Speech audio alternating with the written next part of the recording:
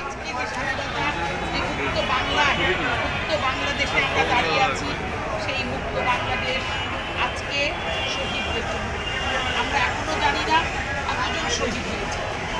একই সঙ্গে আমি বলবো, আজকে 2024 সালে মেয়েরা, আমাদের নারীরা যে আত্মত্যাগ করেছে, যে অক্লান্ত পরিশ্রম করেছে, অকাতরে নিজের সম্মানের কথা, নিজের আত্মসম্মানের কথা, পরিবারের কথা, শিক্ষার কথা, নিজের জীবনের কথা একবারও চিন্তা করে নাই।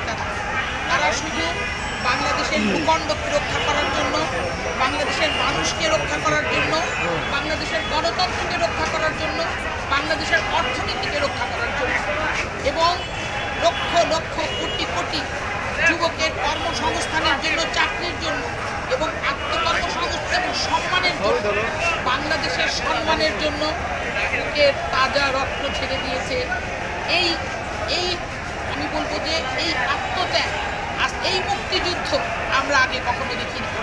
আমরা 1971 সালে অনেক ছোট ছিলাম, আমরা মুক্তিযুদ্ধে যেতে পারি নাই, মুক্তিযুদ্ধের সমস্ত ঘটনা আমাদের মনে নেই।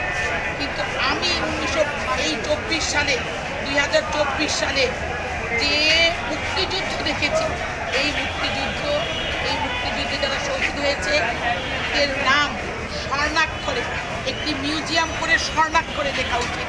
কোনোদিন এই জাতি সারা জীবনেও এদের ঋণ শোধ করতে পারবেন।